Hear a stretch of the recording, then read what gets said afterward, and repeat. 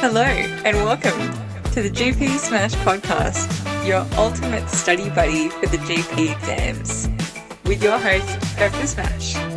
Hello and welcome back to another episode of the GP Smash podcast, where today we're going to be focusing on the neurological system and in particular what I call a nervous mistake.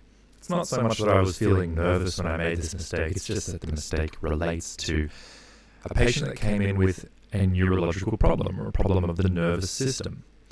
In particular, this patient was a 31-year-old lady.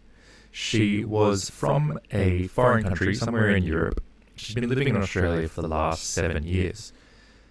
And her primary complaint was numbness in the left thumb and index finger, as well as tingling in that area, and also tingling kind of all the way up the arm, and a little bit of perhaps left-sided back or neck discomfort.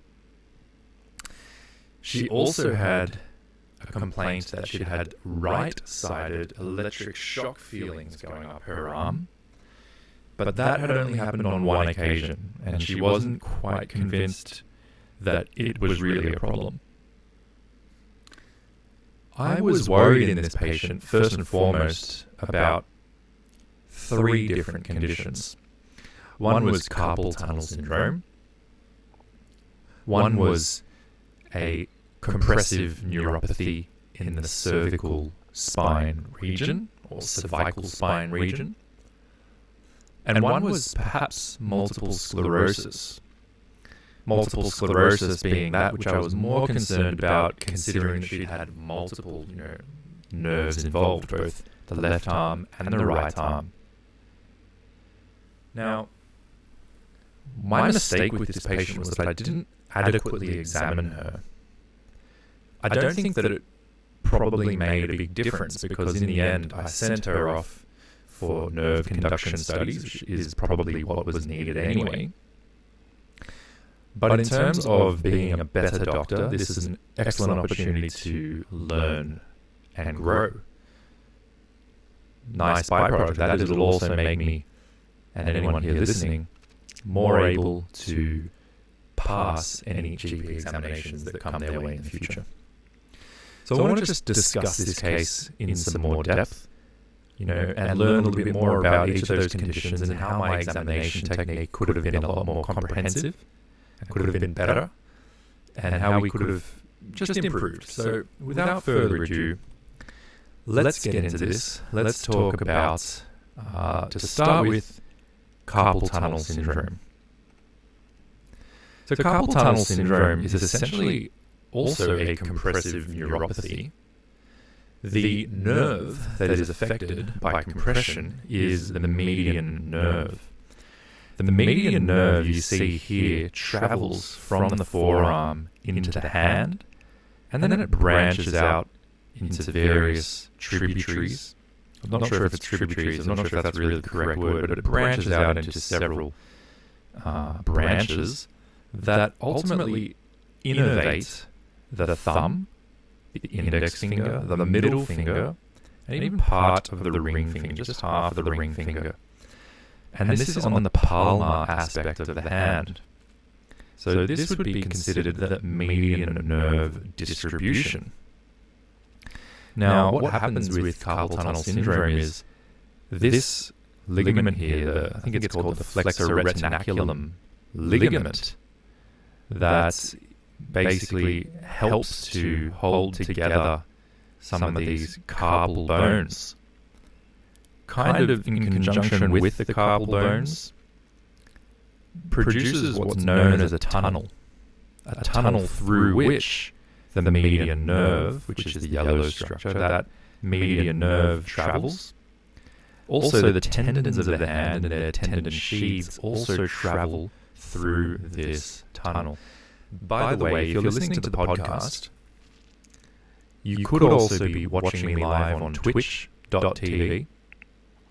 And if you were watching me live on twitch.tv, you'd be seeing images of what I'm talking about. If you have missed the live stream, you can still find this on YouTube. And in either case, at twitch.tv or on youtube.com, you search for GP Smash Podcast and you'll find these recordings where you'll see the images in the presentation and it'll all make even more sense. Likewise, if you're watching the live stream or watching the YouTube and you just want to be able to listen to the audio while you're driving or working out or going for a walk, you can, by all means, find the podcast on Spotify or Apple iTunes Podcasts. Now, moving on, because this carpal tunnel is a constricted space, it can result in compression of the median nerve if there's swelling there. For example, swelling of the tendons and tendon sheaths as may happen as a result of, for example, a repetitive strain injury. Can also be related to things like pregnancy or arthritis. Anything there, or the bones or the tendons, that can cause an increase in swelling or size of these structures can then ultimately compress the median nerve, and we end up with the types of symptoms that we see in carpal tunnel syndrome, which are reflective of what this lady came in with. Numbness and tingling in the median nerve distribution, which, like I said, for her was her thumb and her index finger. I think it was also her middle finger. So why is it that I didn't just diagnose her with carpal tunnel syndrome there and then? Well, it's because there are also other conditions that can cause a similar presentation. And we'll get to those. But one of those would be something like, for example, a cervical or cervical radiculopathy. And there's many causes of this, but essentially, in broad terms, like an umbrella term, we're talking about spinal nerve compression. Okay, so if you can imagine, you've got the spinal cord. The spinal cord basically exists in a zone protected by the spinal vertebrae, or the vertebral column, which is the bones, your backbone, is protecting the spinal cord, and out of the spinal cord are emerging these spinal nerves, which ultimately innervate the skeletal muscles, or pretty much everything. So, including the median nerve. So ultimately, out of these nerve roots, you'll have fibers that ultimately become the median nerve that we're talking about down at the hand. But all the way back up, if you go all the way back up to the neck, essentially, where it enters into the spine, you could have issues here. Compression of these fibers, the same exact fibers that further down away from the spine became the median nerve, they can be compressed all the way up here at the spine. And thereby, those same fibers can be affected. And compression of, say, if this was around about the level of C6, the sixth cervical nerve root, compression here from, say, a herniated disc, or a thickened ligamentum flavum, or bony spurs, perhaps related to osteoarthritis, and also several other conditions. But the bottom line is that compression of these nerves from a variety of causes can cause similar symptoms of pins and needles, numbness in the hand. But as we're going to see, there are some features that we can use to help us distinguish, all these various causes of cervical radiculopathy, or irradiating symptoms that originate from the cervical region, to distinguish them from carpal tunnel syndrome, which originates here in the carpal tunnel. Alright, so how do we do that? Well, one thing that I didn't do was some of the provocative maneuvers that relate to carpal tunnel syndrome. Okay, so just before we get into the provocative movements, very quickly, here's another diagram that shows the sensory innervation of the hand. You can see the median nerve distribution is what we've already seen in the palmar aspect of the hand, most of the thumb, index finger, the middle finger, and half of the ring finger. Now, the median nerve also does do a little bit of the dorsal aspect of the hand, but primarily it's the palmar aspect of the hand. Then if you're talking about the other half of the ring finger and the pinky finger, particularly on the palmar side, you're talking the ulnar nerve. The ulnar nerve also does the dorsal aspect of the same region. And then the radial nerve does the dorsal aspect of the hand that's not taken care of by the median nerve. Again, this is a lot easier with images. So I do definitely suggest everyone to look at the YouTube or at the Twitch and try and follow along there, because it is simply easier. Now, getting onto the provocative movements that I could have done that really every medical student knows about. Firstly, there's Phelan's test. Now, Phelan's test is when basically you get the person to not make a prayer sign, like as if they're in prayer with both of their hands pressed together and their wrists fully flexed, but it's kind of an inverted prayer sign where instead of the palmar aspects of the hands being pushed together, it's the dorsal aspects of the hands being pushed together. Okay, so in effect, you have this Phelan's test, and the idea is that by flexing the wrist in this way, you will provoke the symptoms of carpal tunnel to become worse. You can see the sensitivity is about 68% for Phelan's test, according to one study, so it's a little bit better than a coin toss, but it's not amazing. It's not like it's 98%. The specificity is about 73%. So even if it is present, more than likely it does indicate carpal tunnel syndrome, but there's still a sizable chance that it's not going to indicate carpal tunnel syndrome. So you can't really rely on it that well. I would love to know the specificity and sensitivity of ultrasound for carpal tunnel syndrome. I would imagine it's quite a lot higher. And according to Radiopedia, you can probably have more than a 90% sensitivity and specificity for carpal tunnel syndrome by measuring the cross-sectional area of the median nerve at particular levels by ultrasound. So ultrasound's very good, and if you have a point-of-care ultrasound device and you know how to use it, you can jump straight to that instead of using the Phelan's test or any of these other provocative tests, and you'll be essentially, of course it's provider dependent or user dependent, but if you know what you're doing, you can have very good results with point-of-care ultrasound. So we might have a look at point-of-care ultrasound for carpal tunnel in a very near future episode. But in the meantime, there's also the reverse Phelan's test, which is the actual prayer sign, where the palmar aspects of the hands come together. This has a similar sensitivity and specificity. It's a little bit more specific, but it's less sensitive.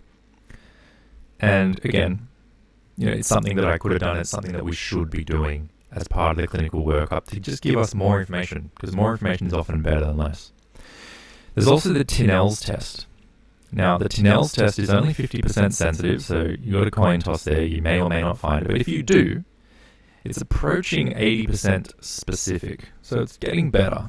And the way that Tinel's test works is that you tap over the carpal tunnel around the median nerve, and you do that for up to a minute.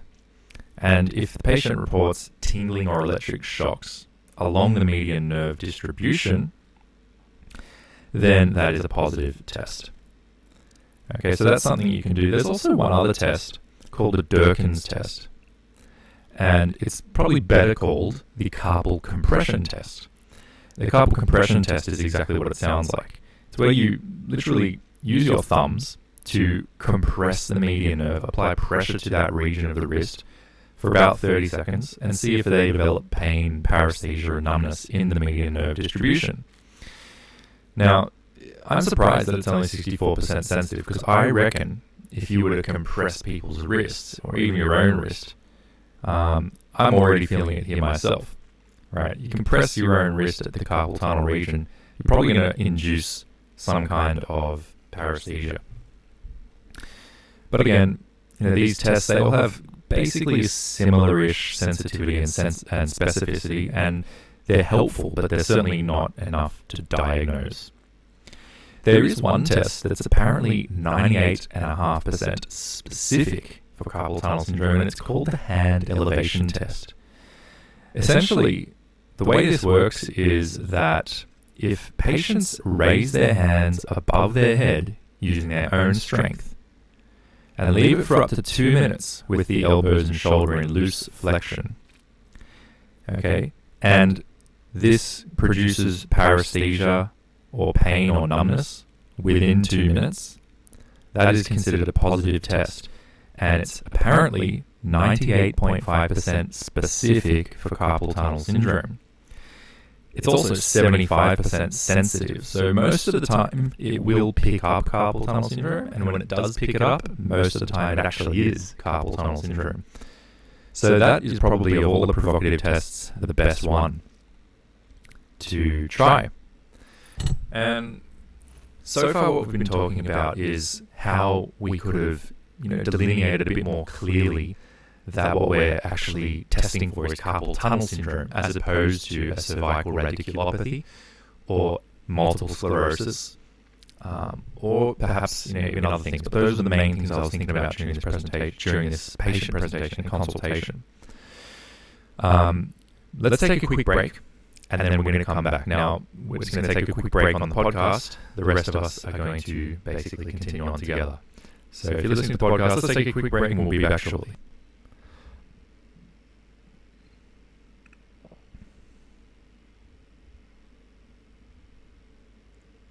Now, if you're watching the Twitch or looking at the YouTube later, I'm just going to insert some music to the podcast, just so when you listen to the podcast later on down the line, you can basically have a breather. Keep yourselves fresh. We don't want to exhaust ourselves when we're studying, not even if we're just driving, listening to something, falling asleep, listening to it, going to the gym, listening to it. We still want to be able to, basically relax and have enough brain power to take things in. So a little bit of a break here and there I think is helpful. When we come back from the break, we're going to talk about the what we would have found had we looked for cervical radiculopathy, had I looked for cervical radiculopathy. Okay, and then after those things are said and done, we'll talk about some nerve conduction studies.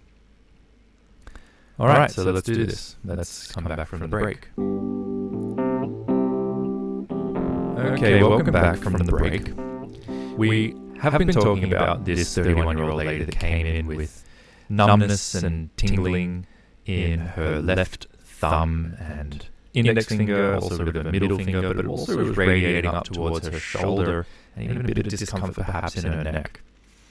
And I wasn't sure initially, is this carpal tunnel syndrome? Is it a cervical radiculopathy? Is it multiple sclerosis? I just really didn't know.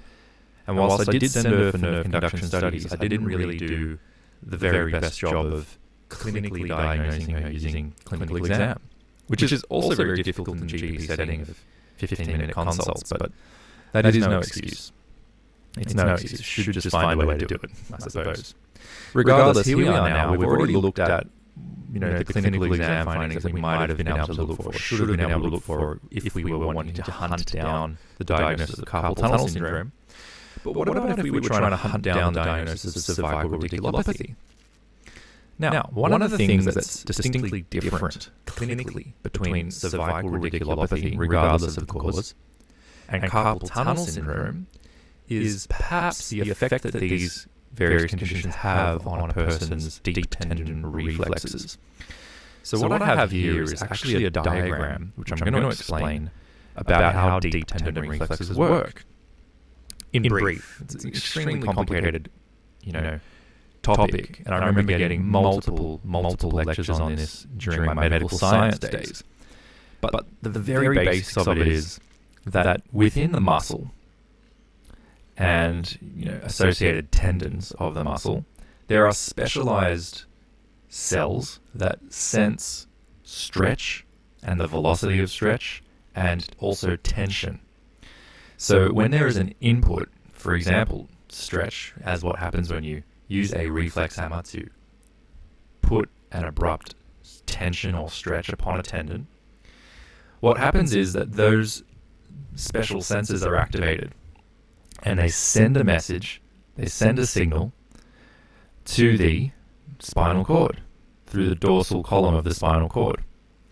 And in that spinal cord dorsal column, they then relay that message on, perhaps via an intermediary interneuron, and perhaps directly, but one way or other, they pass the message on to a different neuron. This one would be in the afferent or the anterior horn of the spinal cord. And those neurons go back towards the muscle involved and get it to contract.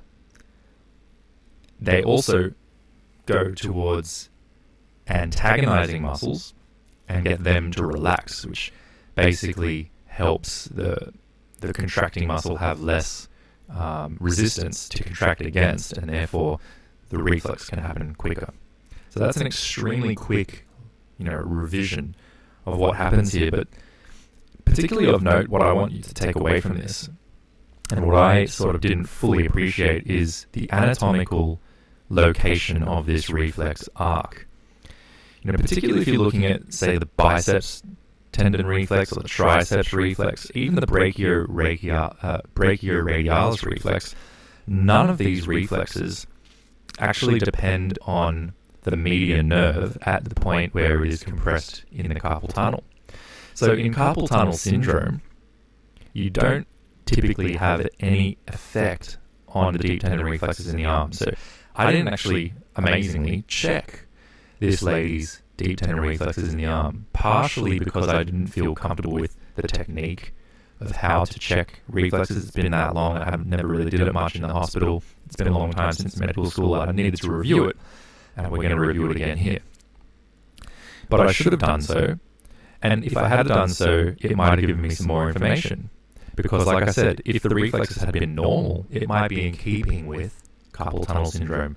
In contrast, if there was a compressive pathology here, whether that be, as we looked at before, a herniated disc, or a thickened ligament, or bony spurs, or you never know, perhaps a tumor, maybe even an infection or an abscess, a lot of things that it could be, but something around here that actually impacts on the reflex arc itself, well then the reflexes would typically be diminished because it would be considered as a lower motor neuron sign, and you get hyporeflexia with lower motor neuron signs.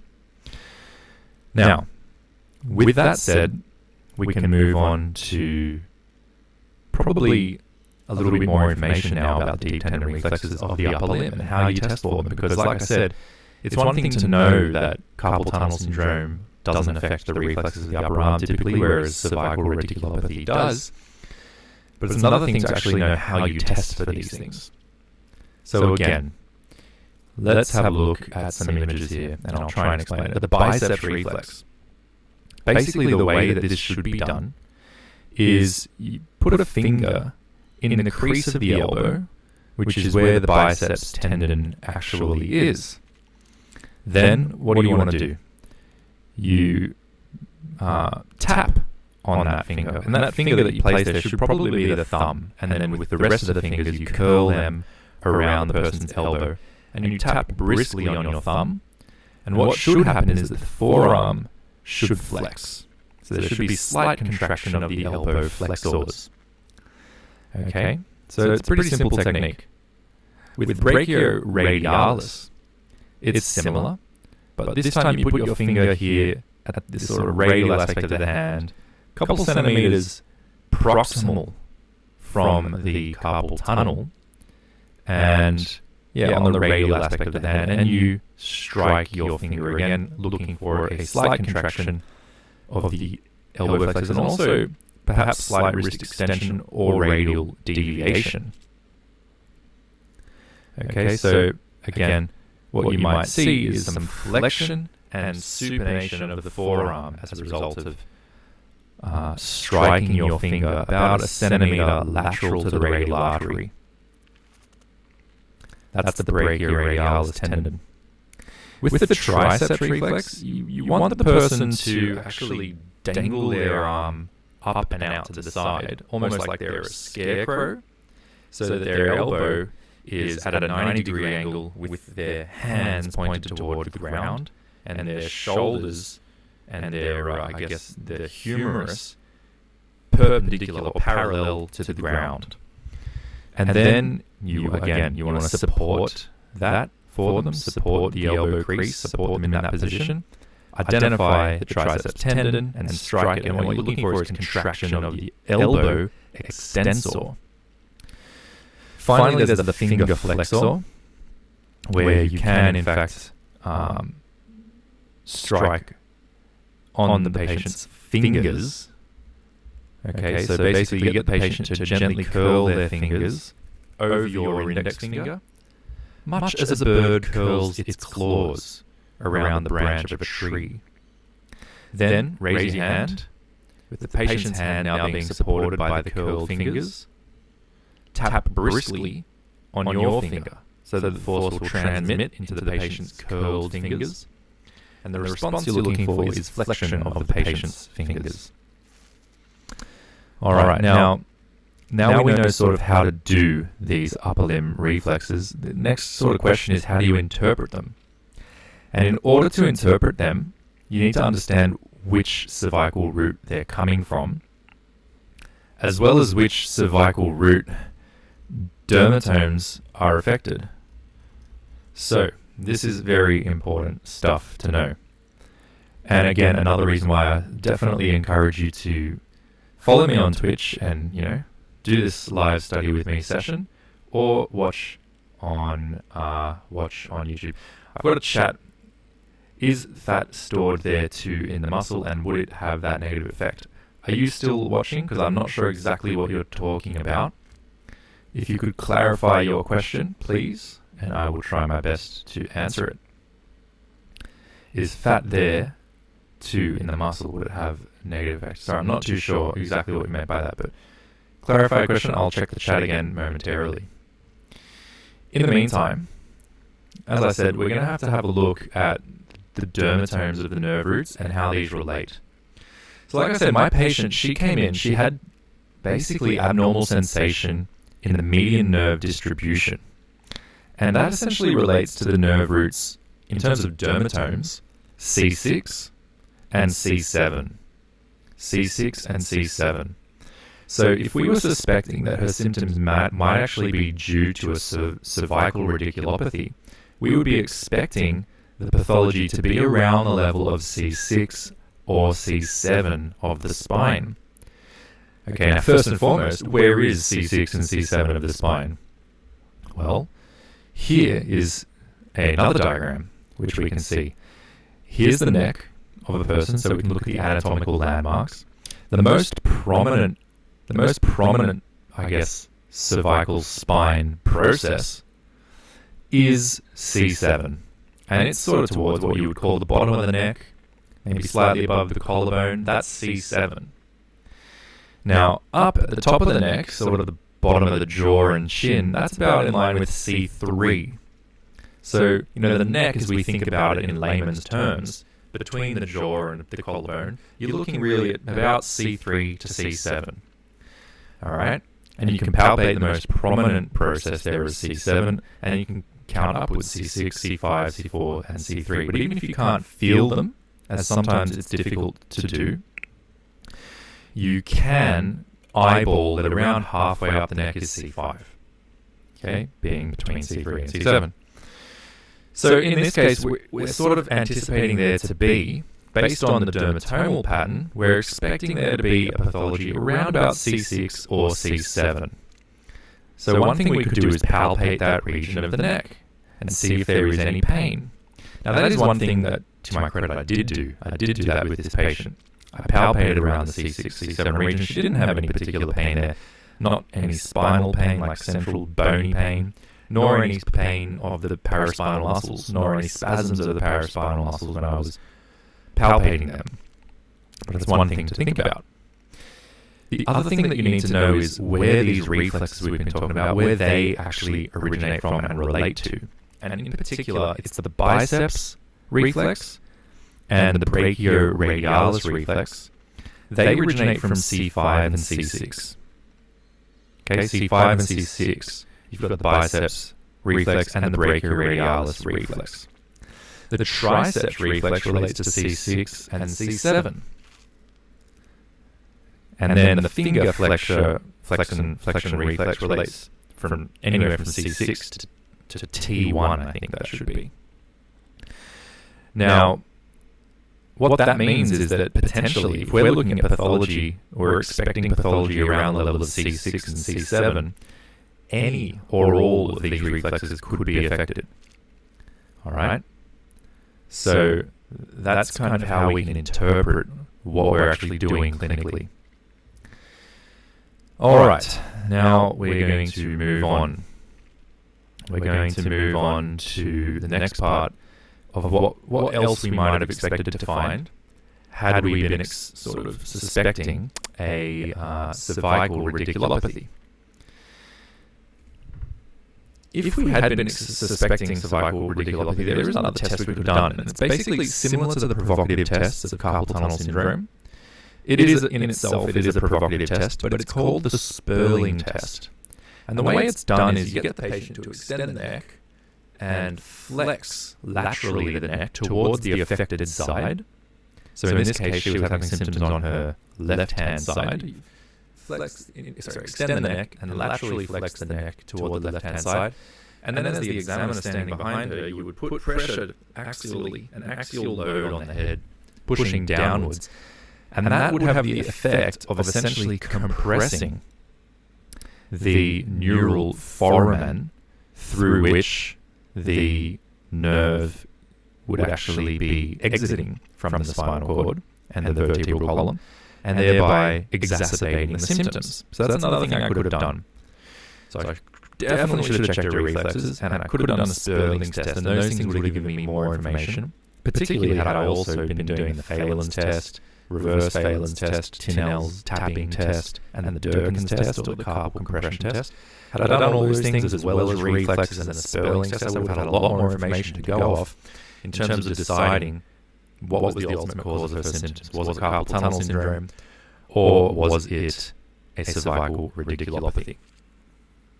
Let's have one more quick break, and then I'm going to come back and finish off, because remember, I was also curious about multiple sclerosis, and it's something else that I do want to cover here before we finish off. So let's have a quick break, and we'll be back very shortly.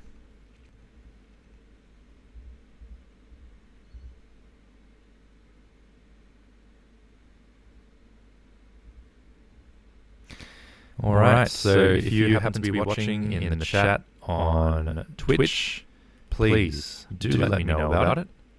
I don't always monitor the chat so well, and I need to figure out how to do that. I'm new to Twitch, so it's all very new to me.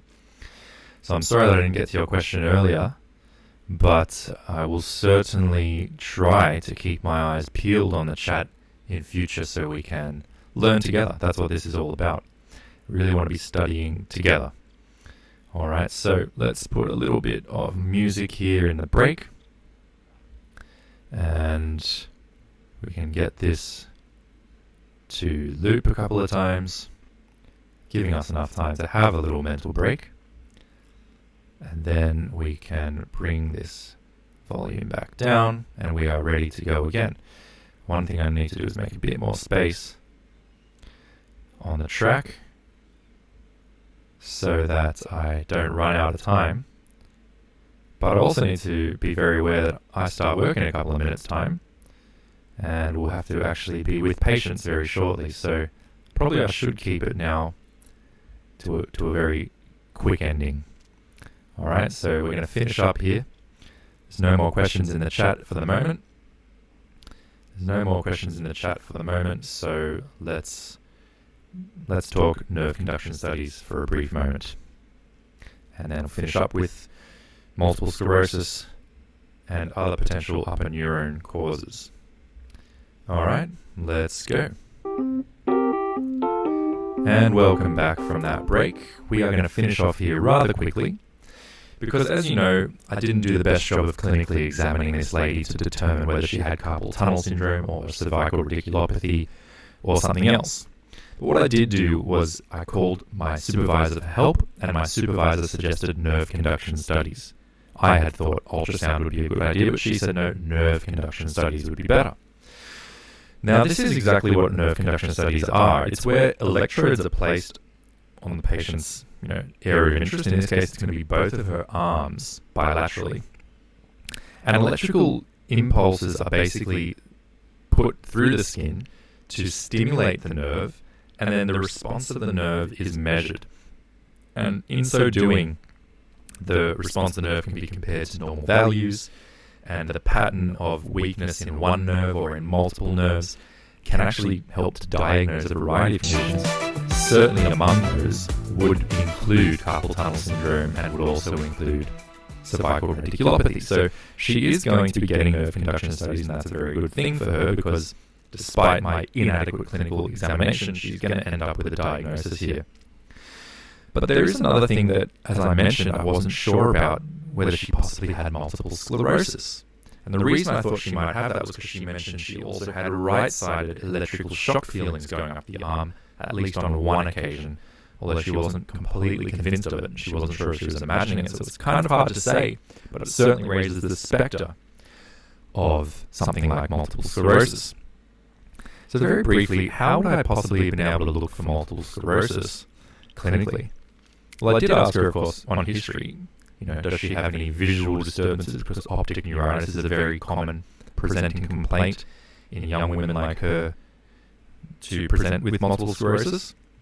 But another thing to keep in mind is, again, the anatomy. Let's look at this sort of image of the brain and the neural circuitry that wires the cortex to the spinal cord,